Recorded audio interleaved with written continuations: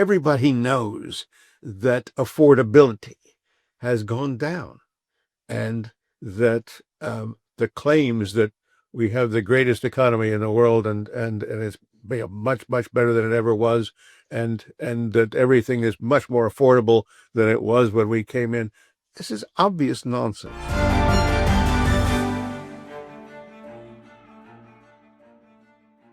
Hi, I'm Maddie, Hale, and welcome to the Trump Report. Today I've got Professor Richard Portes from the London Business School on the show. And just a reminder that you can watch us every day, Monday through Friday on Times Radio's YouTube, or you can stream us as a podcast wherever you get your podcasts. Professor, thank you so much for joining the Trump Report. Thank you for inviting me. I want to get into kind of the aftermath of this 6-week government shutdown in the United States. Now, we won't really know exactly the complete impact it has had on the US economy for a few months now, but what can you really tell us right now about the impact it's had? We will never know what the full impact is because the administration has more or less destroyed the information collecting agency, the BLS, and they're half-staffed now. Many series have been discontinued, and so even ex post, once supposedly full operation is restored, it's not just that you won't have the history of this particular period, you won't have lots of other things. As far as what we will see, there will be there's some reduction in economic activity coming out of the shutdown. That will be restored, will have been restored very quickly. But a little bit of lost output there, for sure. But I think the real damage to the statistical collection process is enormous. And Catherine Rampell had a wonderful piece about this a day or two ago, and it's long lasting. Lots of these data will never be restored. When you say it's long lasting, just before we get into logistics of these statistics, Professor, who really is the biggest loser when it comes to the US economy after a government shutdown like this? The American people. Does it matter which socioeconomic status you are, or is it just overall? Of course. The poorer, even up to the middle income, are the losers, and they've suffered an interruption to the food supply to well over 10% of the population, the SNAP program, but beyond that, the difficulties of dealing with the everyday life consequences of the shutdown are clearly much greater for those who don't live in the bubble where they can afford anything to deal with it. The shutdown disrupted the collection of certain economic data, as you mentioned, some of which may be permanently lost. So the Bureau of Labor Statistics has said that they basically weren't conducting surveys during October. So the October jobs report will not be released. So this is the first time this has happened in around 77 years that the government will not publish an unemployment rate. So how bad is that? It's very bad. It's very bad for economic policy. What is the Fed in particular, the Federal Reserve, supposed to do in trying to assess the state of the economy when it makes an interest rate decision coming up? It's very difficult. Of course, there are private sector surveys and other data that can give you some handle, and they have their regional offices and so on and so on. But the key data that they normally rely upon aren't going to be there. They're not there. The Commerce Department as well released figures on Wednesday, delayed by the shutdown, of course, that showed that the US trade deficit in August fell 24%. So it was a drop of about $59.6 billion, which is down from $78 billion in July. So imports of goods and services fell 5% and exports edged up by around 0.1%. So importing less and exporting a little bit more. Is this exactly what Trump wanted, or is it not as kind of simple as that, Professor? Oh, he'd like us. I'm sure he'd like the United States to export more, but he's thrown so much sand in the wheels of the international trade system that we can't really expect that to happen. And as far as imports are concerned, that's a normal response to the tariffs and to the confusion and to the disruption of supply chains and so on and so forth that's going on. I think one thing people don't quite understand: the tariffs are not just, and maybe even not mainly, notable for their effects on what you're going to buy for Christmas gifts and so on, the consumer goods. They're most important for the intermediate goods, and the things that go into production, whether it be metals, aluminum, lumber, and so on, or or whatever components, all sorts of things that breaking up supply chains, messing up supply chains. These things are really important, and that's what's going to weigh. The import figures are down, sure, and that's partly because of the tariffs, but also because of the disruption that this has caused to supply chains, and that is going to show up in production. I think people don't quite realize what the drag on the economy is going to be because of this. Is that also because American consumers are facing so much uncertainty and wariness when it comes to importing goods? Well, as I say, I don't think it's so much consumption. Obviously, there's some of that, and of course, the prices of a number of lots of imported consumption goods have gone up, and people will eat less meat, right? And they'll drink less coffee, and so forth. And obviously, they're decided they have to make concessions on that. But yes, consumption of some imported goods will clearly go down because their prices have gone up. These tariffs are a tax on U.S. residents, U.S. businesses, and U.S. consumers. And when you get taxed, you can't afford to buy as much. Well, Professor, just to elaborate on that, we've spent the better part of the last 10 to 11 months since Trump was inaugurated talking about tariffs, going back and forth over them. Some countries have them, other countries have higher tariffs. Some never reach the level or the number that Donald Trump originally threatened them with. But for the audience listening or watching this program confused as to where we're at with tariffs and what the impact of them has had on the US economy and the US consumer, what is it so far, and kind of what will it be going down for the next few years? Your audience is confused. I'm afraid economists are confused too. Everybody's confused, including this administration. They have no idea what they're doing and the consequences of what they're doing. And part of what's going on is, and you say there's this kind of difficulty in figuring out, where the tariffs are. That's partly, I would almost say by design, that they've been imposed in such a way that you can get exceptions here and exceptions there, and favor your friends here and get a little, here and there and so on. That's part of the tariff story that is being manipulated they are being manipulated to serve the perceived interests of the president and the administration, and that leads to chaos. Okay, and where trading partners really have no idea what to expect from one day to the next. And Sorry, Professor, do other countries weaponize tariffs the way Donald Trump has? it's hard to think of. It's hard. Weaponized tariff. No, I don't think so. No. And we had it. We had a multilateral trade system, a World Trade Organization, which the United States has systematically sought to destroy and has succeeded effectively. And that framework, other countries, of course, they complain when they were brought up for anti-dumping accusations and so forth. But by and large, the multilateral system worked, and countries abided by it. And now you have no system. In a dramatic shift from earlier policies, Donald Trump announced that he's eliminating tariffs on certain staple goods such as beef, coffee, tropical fruit, tea, cocoa, spices, and some fertilizers. So, is this Donald Trump and his administration giving into this pressure? Oh, sure, obviously. people are very unhappy to have seen the prices of those goods that you mentioned go up in the supermarkets, or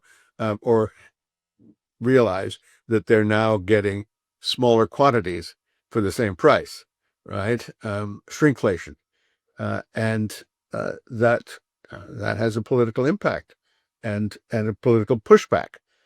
So yes, what you're seeing is some concession to that political pressure, but in a way, okay, consumers will be somewhat better off because they won't be paying the same kind of prices for the goods that have now been released from tariffs. But that doesn't hit the, it's good in the short run. It doesn't deal with the real problems caused by the tariffs, which is the supply chains and the and production and the costs that um, maybe some big businesses can bear, all right, but small businesses can't. And there are lots of small businesses being driven to the edge and being driven out because of the impact of the tariffs. Professor, there was a lot of headlines in the last few weeks with Georgia Congresswoman Marjorie Taylor Greene. She's going back against a lot of the claims that Donald Trump has made, some of which is related to the Epstein files, but a lot of it is to do with the US economy. Now, Donald Trump has been going around saying that the grocery prices are down this coming Thanksgiving as opposed to last year. He's saying that prices are down under the Trump administration compared to the Biden administration. But Marjorie Taylor Greene, a staunch MAGA Republican, has publicly disagreed, saying no, electricity prices and grocery prices are up. So what is the truth here? The truth is never what Donald Trump says. Let's start with that, okay? And everybody, the extraordinary thing is that he can say untruths from day to day, multiple ones. And many people realize, including the politicians, including the representatives in the Congress and the Senate and the senators, people realize are false, okay? Like these statements about the cost of living. Everybody knows that affordability has gone down, and that the claims that we have the greatest economy in the world and it's much better than it ever was, and that everything is much more affordable than it was when we came in. This is obvious nonsense, right? And it's sad that should be. And Marjorie Taylor Greene, to give her credit, we know about her past, all right, but here is a repenting sinner who is being honest, right? And a little more honesty from some of the senior senators and congressmen from the Republican side. A little more honesty would be very, very helpful. We can name many instances. The Congressional Budget Office estimated this week that Trump's tariffs would reduce the US federal deficit by around $3 trillion if they're continued to be implemented up until 2035. So reports had indicated that Donald Trump and his White House's goal was to reach $4 trillion by 2035. And then the CBO in August had projected that number, but they've obviously dropped by $1 trillion. So, I mean, is this a good thing, Professor, to reach losing, $3 trillion off the deficit by 2035? Or do you believe it at least? It won't happen, okay? He's already reducing tariffs here, reducing tariffs there. Remember, the Congressional Budget Office is under the control of the man who had the 2025 project, Mr. Vought. And whether you believe anything that they say, too, is not obvious. Let's put it that way. And these projections are nonsense.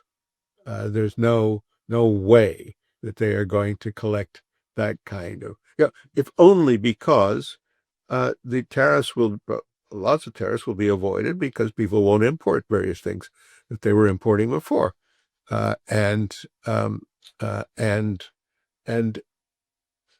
in progressively, firms will have to either take the hit in their profits, which some of them are doing now, or raise prices, in which case consumption and imports will go down of those goods. Now, that's, they'd like to see imports go down.